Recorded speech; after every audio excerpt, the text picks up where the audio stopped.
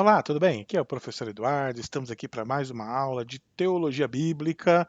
Hoje, aula 9. Estamos trabalhando então aí a teologia dos profetas. Assim, um conteúdo bastante relevante, bem legal, um conteúdo muito importante para a leitura do Antigo Testamento. Daqui a pouquinho a gente termina Amós. Aí a gente vai fazer uma síntese do que é a teologia dos profetas em Amós. E a partir dessa síntese da teologia dos profetas em Amós, vamos começar a estudar a teologia dos profetas nos outros.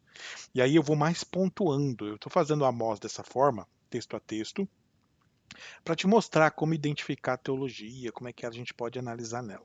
Depois, a partir de Amós, então, nós vamos fazendo conexões interdiscursivas e intertextuais com os outros profetas, para você perceber, então, essa teologia como interdiscursividade e intertextualidade. Beleza? Vamos lá, então, capítulo 6 hoje. Hoje a gente anda um pouquinho, hein? Vamos lá. Ok. Então, capítulo 5 aqui, só para nós nos lembrarmos, né? É um capítulo muito denso, onde ele faz toda uma crítica da religião judaica, né? Na época ainda não era judaica, era mais israelita, né? Mais Reino do Norte e tal. Mas ele vem trazendo a crítica aí a ela, mas não só a ela, a crítica à elite, né? As elites que não tinham relacionamento com Deus, só queriam a religião como uma forma de subterfúgio, né? Uma forma de alívio da consciência, mas no fundo eles continuavam oprimindo o povo, né? Lembra que nós falamos aqui, eles pisavam o pobre e exigiam tributo de trigo, né? Que é um dos textos principais aí do livro de Amós. Também fala então dos pecados que eram graves, que nós falamos na última aula, qual que é o conceito de pecado do profeta, qual que é o sentido do gênero profético, né? Que tem aquela noção de que eles estão fazendo a coisa errada, vocês têm que mudar de caminho para que Deus não pese a mão em vocês. Então isso aí é bem comum no texto, né? O dia do Senhor, nós falamos bastante disso na última aula, né?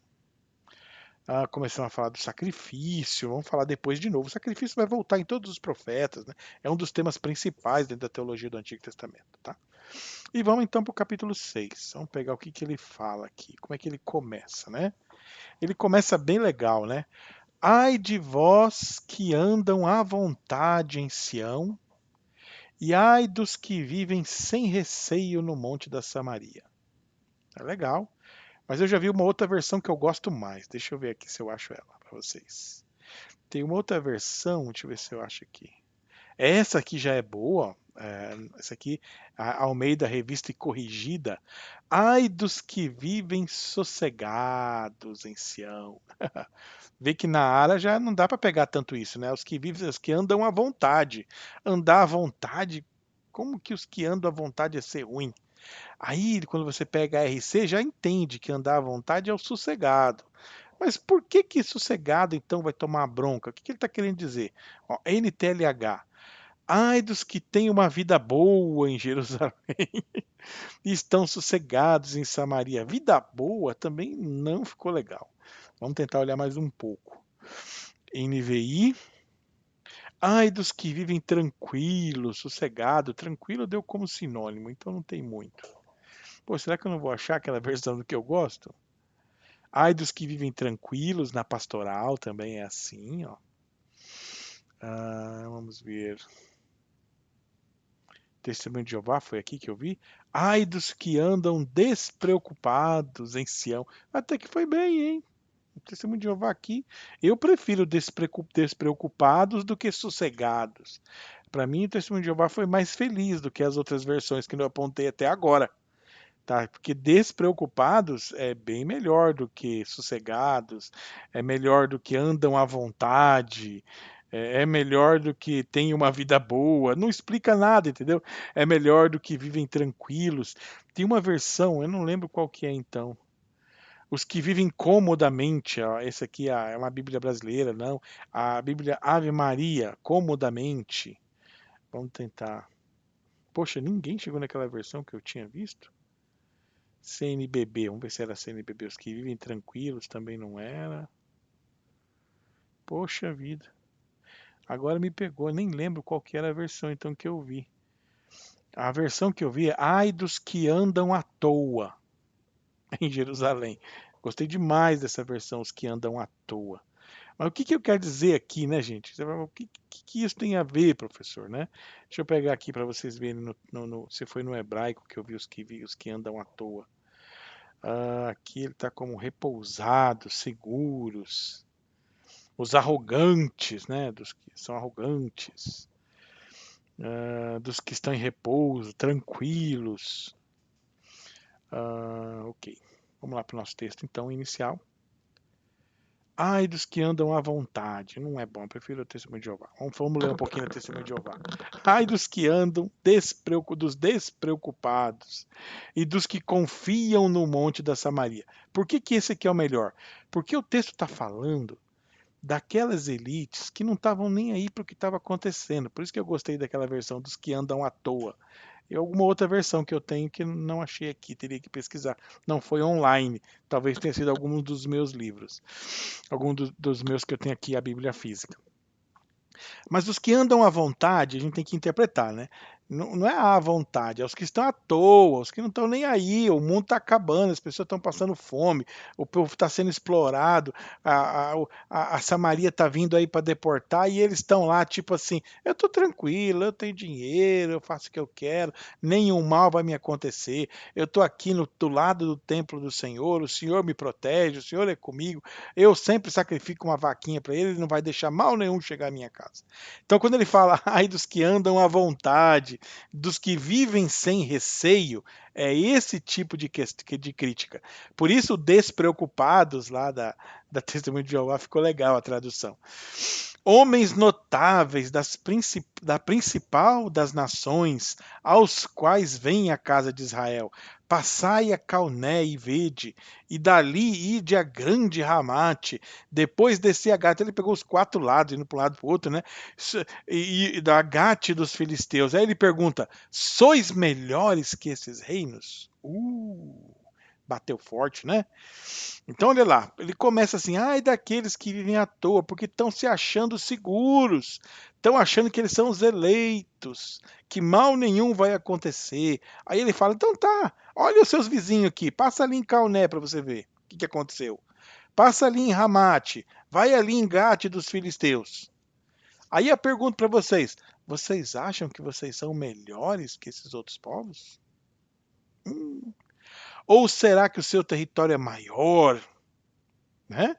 Maior o seu território do que o vosso território, do que o território deles, né? A ideia é que eles achavam que eles eram melhores, né? Porque eles tinham aliança com Deus, Deus nunca ia deixar o mal chegar à porta deles.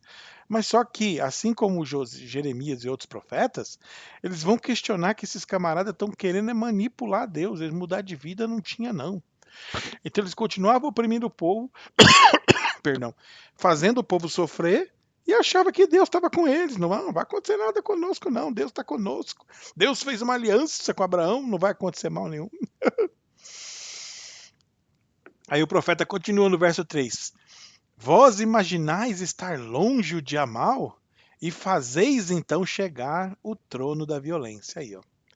Como vocês acham que Deus nunca vai pesar a mão de vocês? Né? Então, e aí vocês fazem o mal à vontade? No trono, né, que é a referência às elites ali, a monarquia mesmo oprimindo o povo. Tá?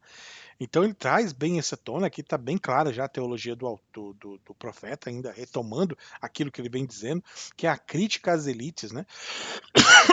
Perdão, a mesma coisa que ele disse no outro capítulo, quando ele fala que eles não iam habitar nas casas lavradas, que não iam comer das videiras, é a mesma pegada, ele continua com outra crítica.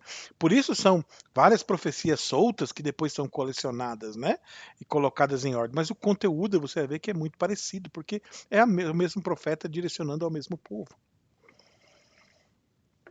E aqui ele traz uma teologia forte, né, que é essa ênfase da aliança, que Amós ele é um dos críticos da teologia da aliança, assim como vai ser Isaías, assim como vai ser Jeremias, que vai ser muito mais crítico, né? Oséias vai ser crítico a essa teologia.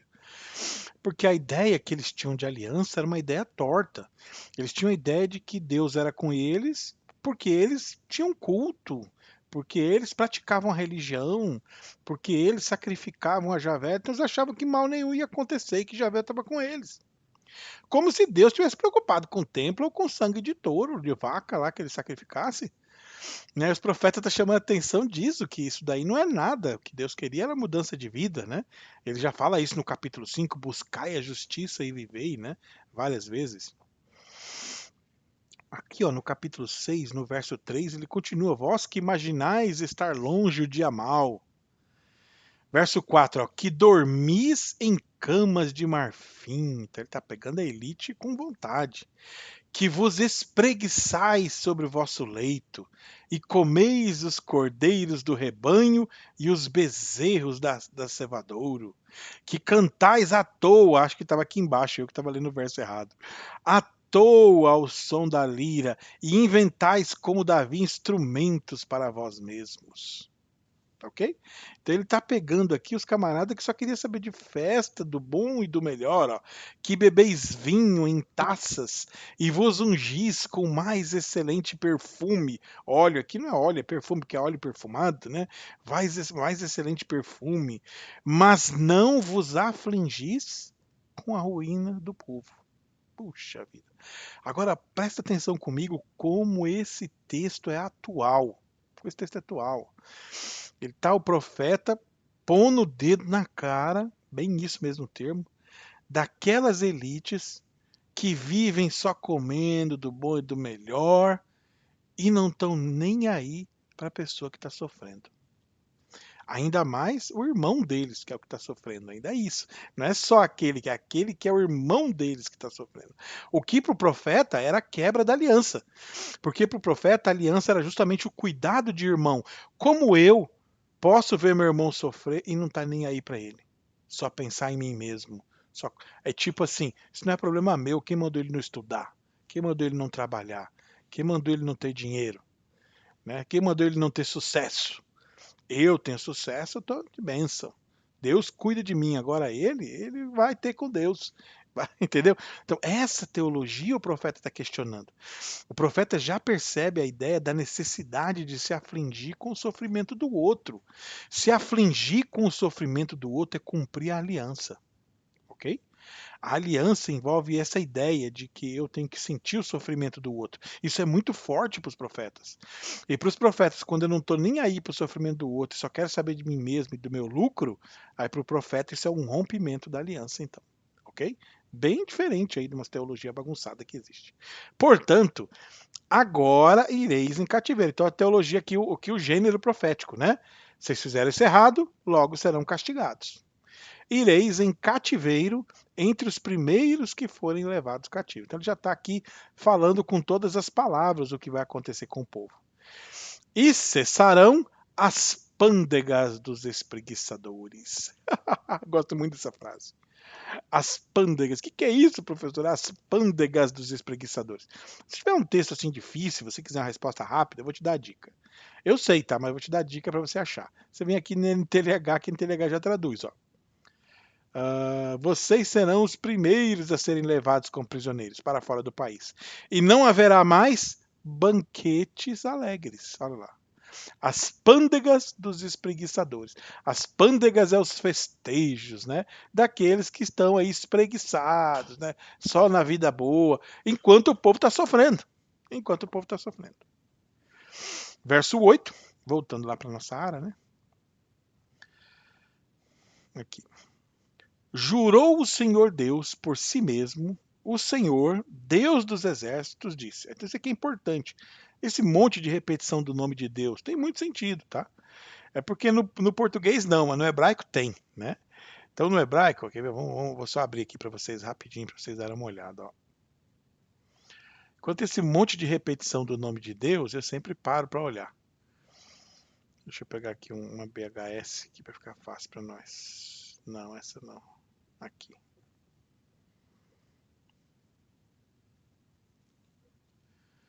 Aqui. Então você vê lá, ele está falando, vamos pegar lá de novo aqui, ó, ele traz então, primeiro.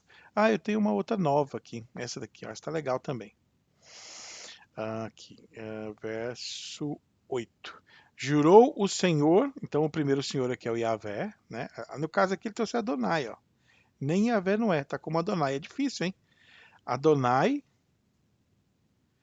E aqui, e eu vi, e eu, e Yahvé, né? Adonai e Yahvé. Yahvé Adonai. O Senhor Deus. Será que no hebraico tá Adonai aqui? Pera lá, agora eu fiquei curioso também. Aqui, esse aqui tá melhor, né? Aqui, ó. Mishevá Adonai. Olha lá mesmo, ó.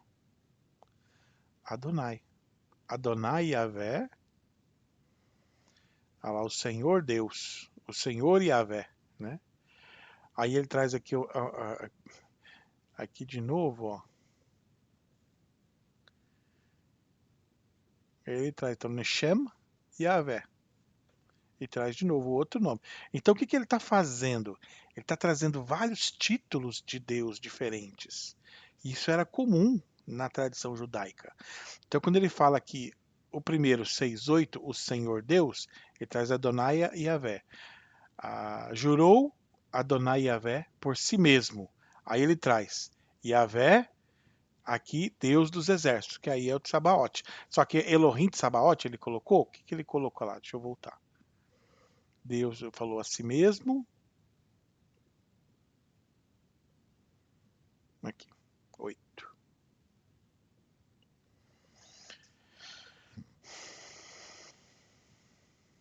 Aí ele traz Sabaote mesmo. Ó. Elohim, Elohei Sabaote. Só que ele traz outro Yahvé aqui no meio, né? Aqui, ó. Ele traz aqui Neum, Yahvé, Elohim Sabaote. Então ele traz vários títulos de Deus justamente para dar ênfase. Jurou Adonai, Yahvé Adonai. Aí ele traz Yahvé, Elohim Tsabaoth. Então ele traz vários nomes de Deus para dar ênfase. E disse: Abomino a soberba de Jacó e odeio os seus castelos.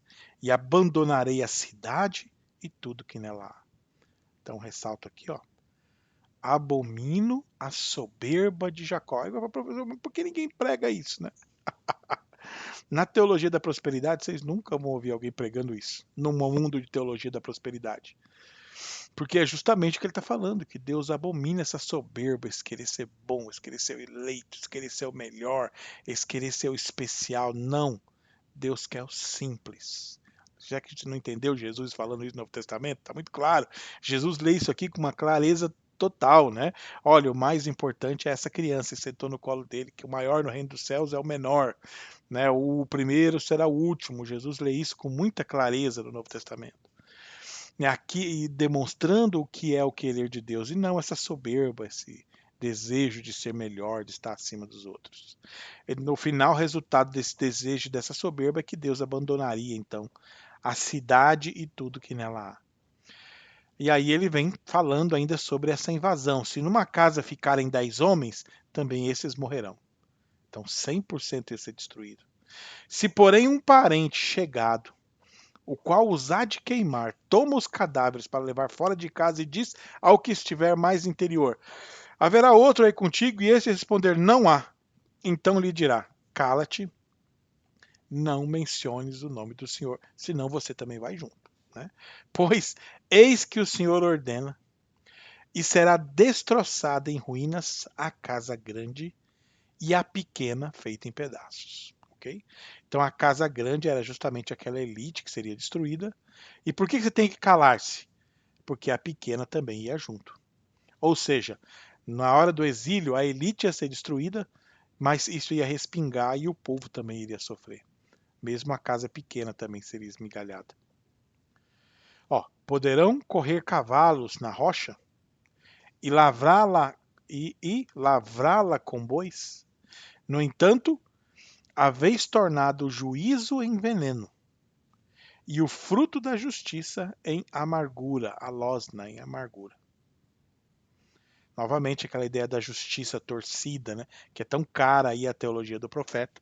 O que é essa justiça torcida? Nós já lemos, né? É o povo que está sendo explorado e a elite tirando vantagem, mancomunada aí com o rei, exército, sacerdote, juízes, tudo trabalhando junto para oprimir e extrair as riquezas aí à custa do sofrimento do povo. Vós vos alegrais com Lodebar.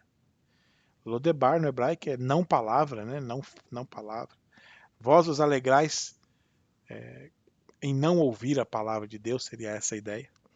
E dizeis, não é assim que por nossas próprias forças nos apoderamos de Carnaim?